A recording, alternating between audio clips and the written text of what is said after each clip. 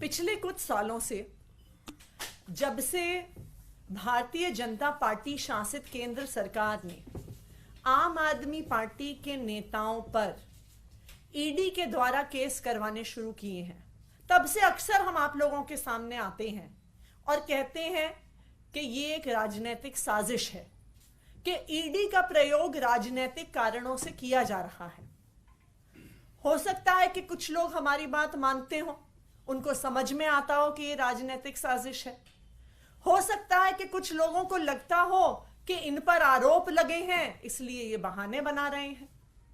लेकिन आज आधिकारिक तौर पर भारतीय जनता पार्टी शासित केंद्र सरकार ने देश के सामने ये प्रमाण रख दिया है कि ईडी यानी इन्फोर्समेंट डायरेक्टरेट सिर्फ और सिर्फ राजनीतिक षड्यंत्र रचने का एक साधन है।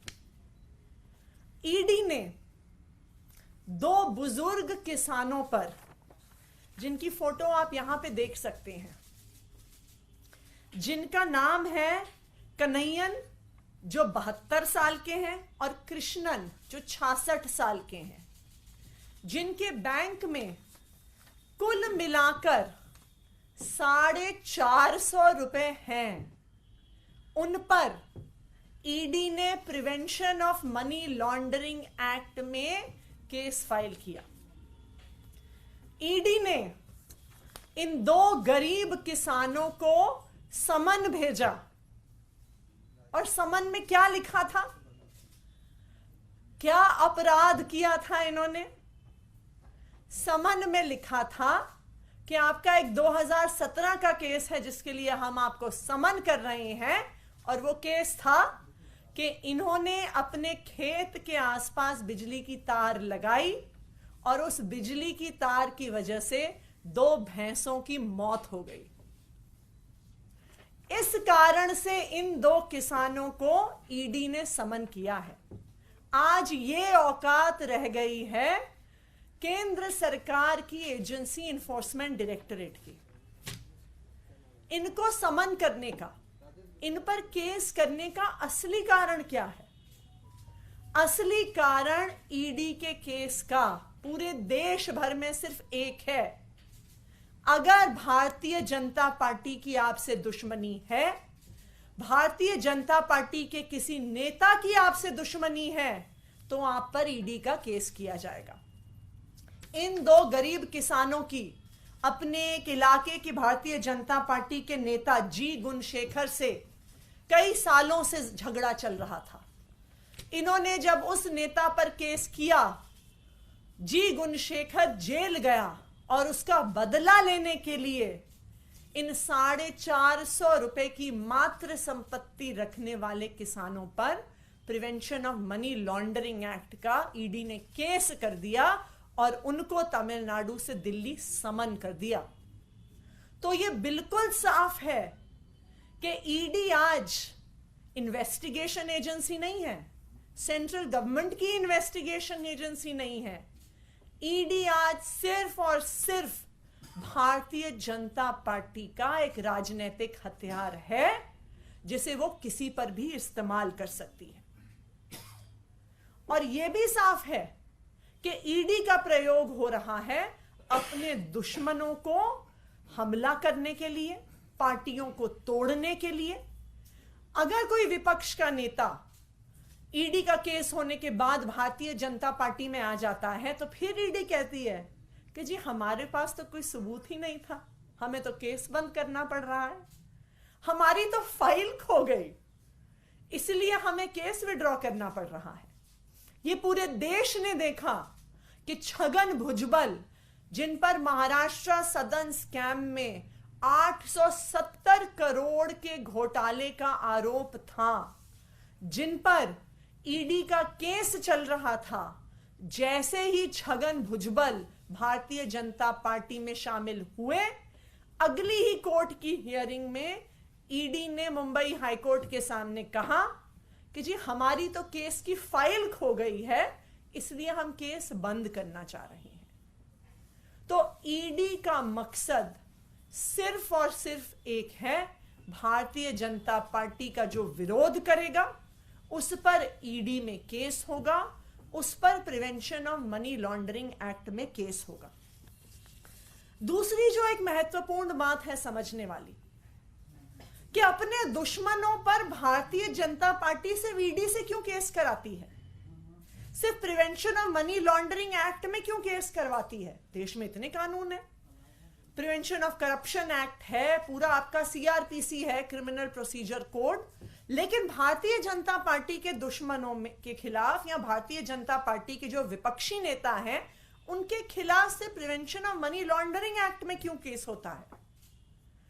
इसलिए होता है क्योंकि इस देश में सिर्फ एक कानून है, prevention of money laundering act, जिस कानून में बेल मिलना लगभग असंभव है। क्यों असंभव है? क्योंकि prevention of money laundering act तब बना था जब भारत ने international conventions against counter terrorism और नारकोटिक्स को साइन किया था। मनी लॉन्ड्रिंग एक्ट में, prevention of money laundering act में बेल इसलिए नहीं मिलती है कि ऐसा ना हो कि मनी लॉन्ड्रिंग करके कहीं किसी आतंकवादियों को पैसा चला जाए, कहीं कोई आतंकवादियों का के द्वारा हमला हो जाए, कहीं कोई ड्रग्स ट्रेडिंग ना हो जाए। इसलिए इतना सख्त कानून बना था टेररिज्म को रोकने के लिए और ड्रग ट्रेड को रोकने के लिए। इसलिए पीएमएलए में, prevention of money laundering act में बेल मिलना लगभग असंभव है।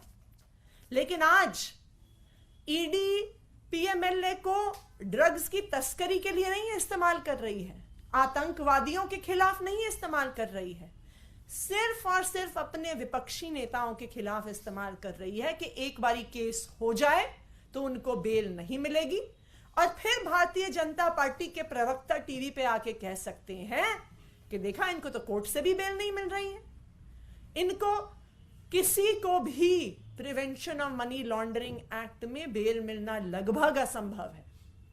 तो आज भारतीय जनता पार्टी, चाहे भारतीय जनता पार्टी के नेताओं के खिलाफ लड़ रहे किसानों को, चाहे भारतीय जनता पार्टी के खिलाफ लड़ रहे विपक्ष के नेताओं को, चाहे मुख्यमंत्रियों को, ईडी के द्वारा समन्स भिजवा रही है क्योंकि वो अपने विरोधियों को चुप करवाना चाहती है, उनका मुंह बंद करवाना चाहती है। लेकिन आज जब दो बुजुर्ग किसानों को 2 भैंसों की मौत के लिए अगर ईडी बुला लेती है तो ईडी का पर्दाफाश पूरे देश के सामने हो जाता है। Thank you. Ma'am, can you repeat your names and location? इनका नाम है कन्हैयन, एज 72, और कृष्णन, एज 66। ये तमिलनाडु के सालम डिस्ट्रिक्ट से हैं। कन्हैयन 72, राइट? हाँ जी, और कृष्णन 66। भूपेश बघेल का नाम चार्जशीट में डाल दिया है जो महादेव ऐप चल रहा था। आपको लगता है कि ये कार्रवाई भी सिर्फ इसलिए हुई है क्योंकि आप जैसा कह रहे हैं राजनीतिक षड्यंत्र है, इसलिए ऐसा हो रहा है? अभी तो अरविंद केजरीवाल को समन किया है, हेमंत सोरेन को समन कर रहे हैं, तेजस्वी यादव को समन कर रहे हैं, अब भूपेश बघेल का नंबर आ गया है।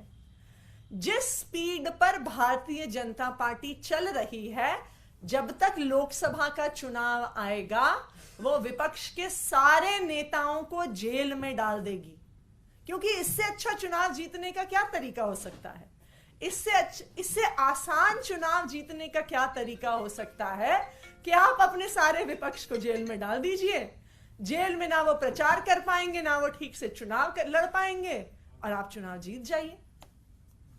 आज मैम एक आखिरी सवाल है।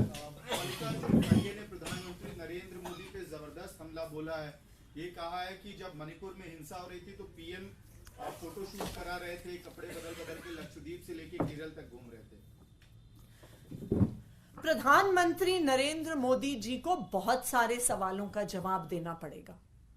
उनको मणिपुर की हिंसा पर सब जवाब देना पड़ेगा, उनको देश में बढ़ते हुए क्राइम पर जवाब देना पड़ेगा, उनको पूरे देश में महिलाओं की असुरक्षा पे जवाब देना पड़ेगा, बढ़ती हुई महंगाई पर जवाब देना पड़ेगा, बढ़ती हुई बेरोजगारी पे जवाब देना पड़ेगा।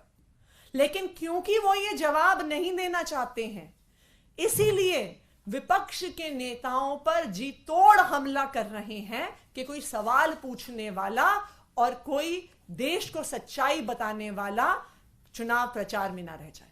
Thank you.